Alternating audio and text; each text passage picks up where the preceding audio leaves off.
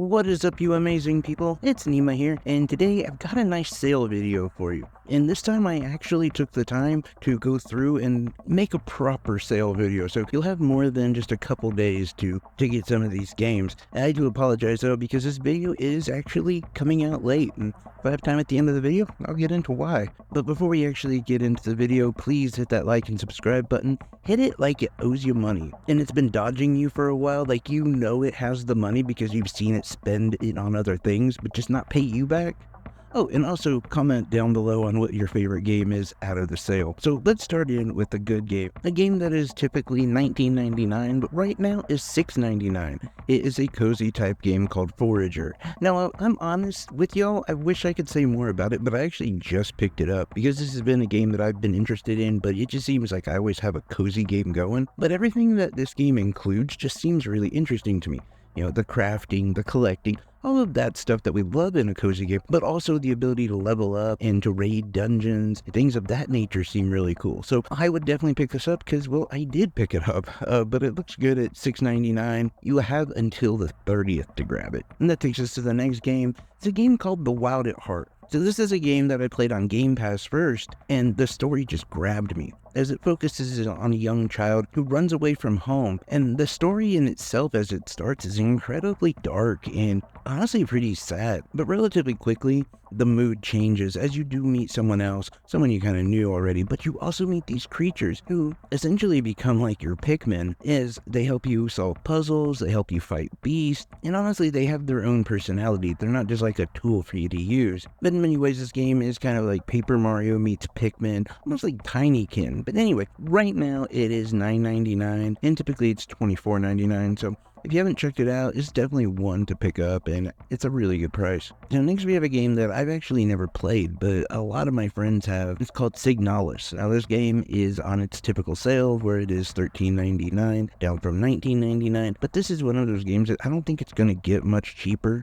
just because of everything I've heard about it. It is such a good game. If you like horror games, especially that sort of old school horror, Resident Evil-esque horror type, then this is definitely a good game for you. This game does take place in the future, where essentially humanity has colonized the whole solar system and is ran by like this totalitarian government. In this world, you're trying to find your lost partner. I have no idea how much of this like pertains to the story, because like I said, I haven't played it, but it is cool that it has a really rich backstory. But like I said, it's a good price, $13.99, and you have till the 30th to pick that one up. So this next game is only $4.99. It's typically $19.99. It's called Wonder Song. In this game, you get to play the role of a bard. You don't get to play a bard very often. I also like Bard's Tale. But anyway, in this game, you're searching for this mysterious magical song that is said to stop the world from its imminent end. And so, obviously, you want to learn what this song is, and pretty much the way that you run around this game is by using your voice and by singing different songs. You also meet new people and go on a bunch of adventures. It's a really fun game.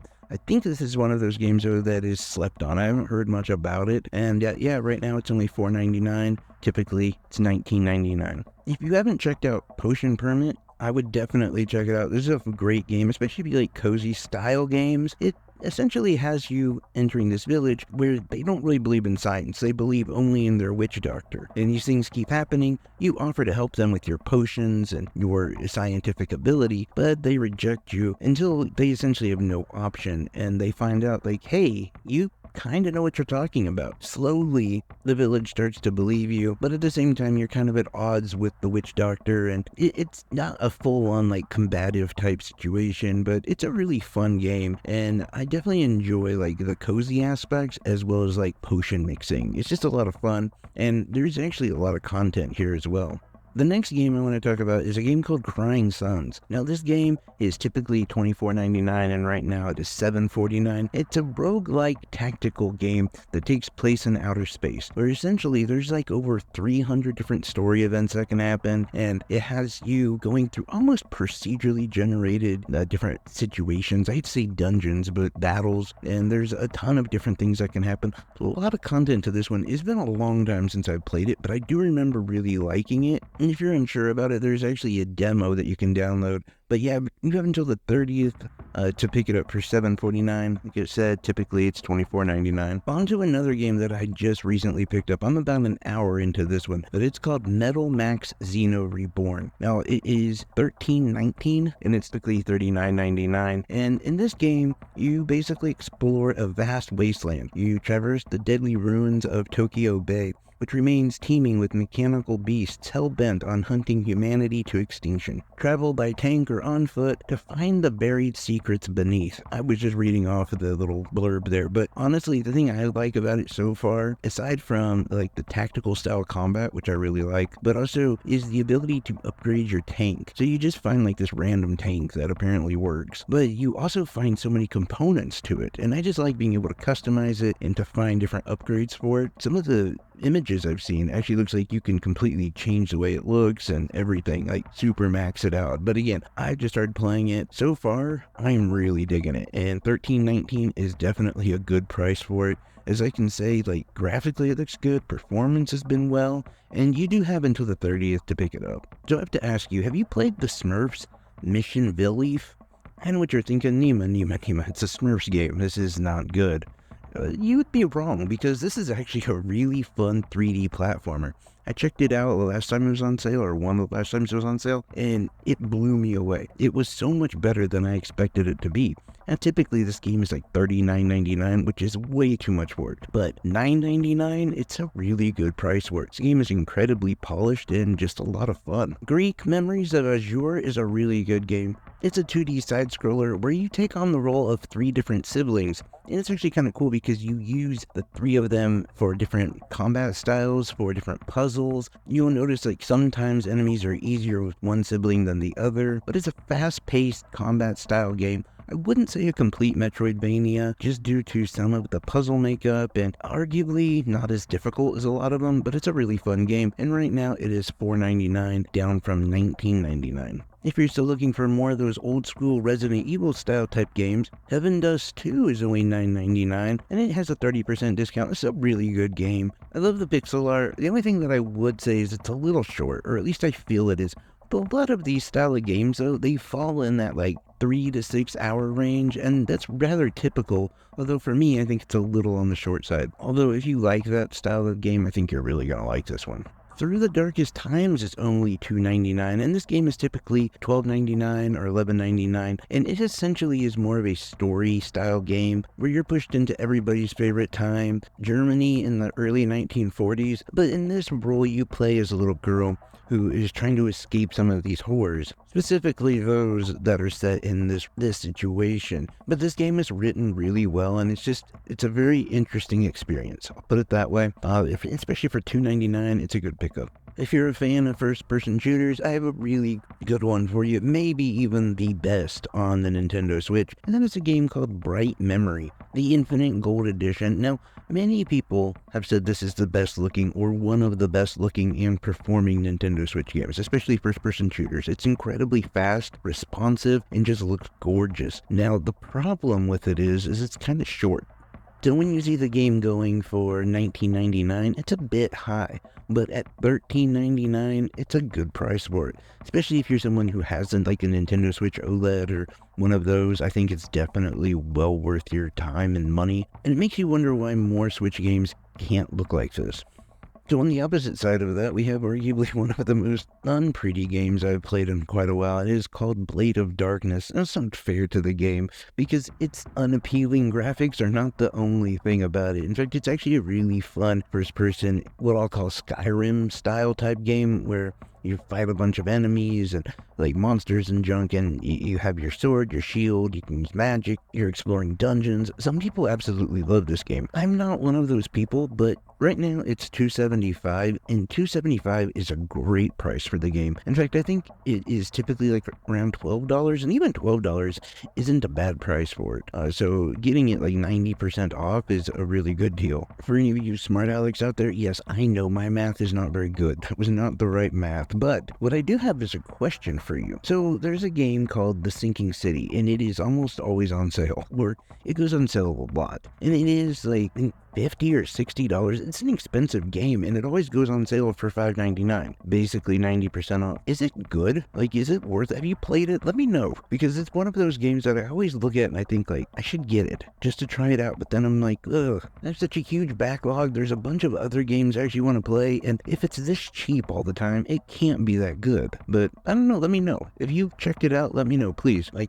can tell you about a good game, and that is a game that's on sale right now for $13.99, and it is typically $39.99. It's a game called Silent Hope. The game plays a lot like a dungeon looter, think of like Diablo style, where you have 7 different characters with 7 different fighting styles, and they're essentially trying to find the king of this world. Essentially, this world kind of went chaotic. They all started, basically killing each other and going nuts. So the king said this magical spell took everybody's ability to speak away from them, and then he then threw himself into this abyss. So one day, 7 heroes were manifested to the princess or queen, or one of them, I can't remember, and then you essentially go down and explore this abyss, find out what happened, how to break that spell, all of that good stuff. Honestly, the story is weird, but it's a good game. Like, the actual combat is a lot of fun, and just that whole dynamic of looting dungeons and Diablo style is well worth it. But if you're not sure, that's another game that actually has a demo, so you can check it out. Another game that I think is worth it is Alan Wake Remaster.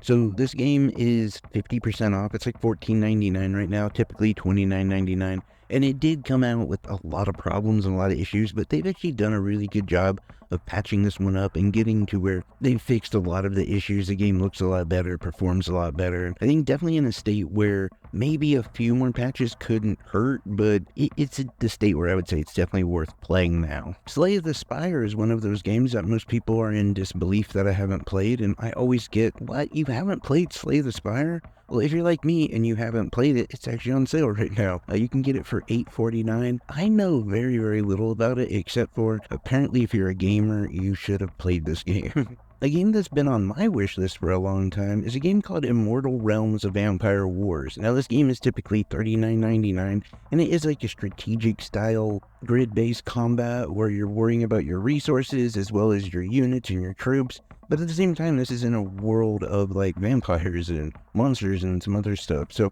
it's actually a really cool game. I haven't fully played it, but if you're like me and it's just been on your wishlist for a while, right now it's $11.99, so it's a good time to pick it up, unless you're vampired out from Vampire Masquerade, which I kind of am, but aside from that, it's a good time to pick it up. And finally, we have Turnup Boy Robs a Bank, and that game is $9.99. I don't know how much it goes for regularly. I think it's $20, but I do know I reviewed the game and I absolutely adored it. It's only like 5 hours long, but it is so much fun, and it's just incredibly funny.